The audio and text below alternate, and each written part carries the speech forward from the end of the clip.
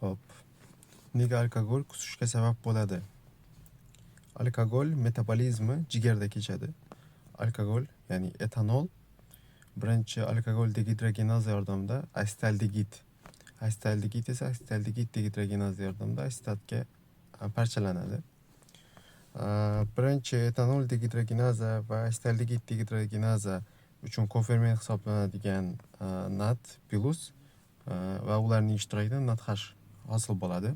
NAD+ bu vitamin B3 hisoblanadi. NAD+ ning sarflanishi bizda odam organizmida ikkita reaksiya uchun NAD+ sarflanadi. Ya'ni eng asosiylari glukoneogenez va laktatdan piruvat hosil bo'lish reaksiyalari. Demak, bu reaksiyalar bo'lmasligi, ya'ni NAD+ sarflanib ketadi.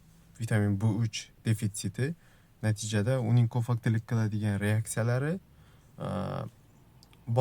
kechmaydi organizmda. Natijada glukoza pasayib ketadi, laktat ko'payadi va metabolik, ya'ni laktat ko'pligi tufayli laktik atsidoz kuzatiladi.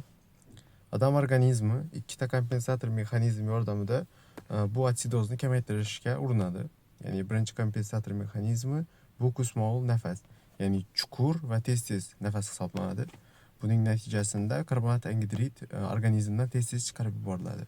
Ikkinchi kompensator mexanizmi bu qusish hisoblanadi. Ya'ni inson qusishga harakat qiladi. Oshqozondagi xlorid kislotaning yo'qotilishi vodorod ionlarini kamayishiga olib keladi.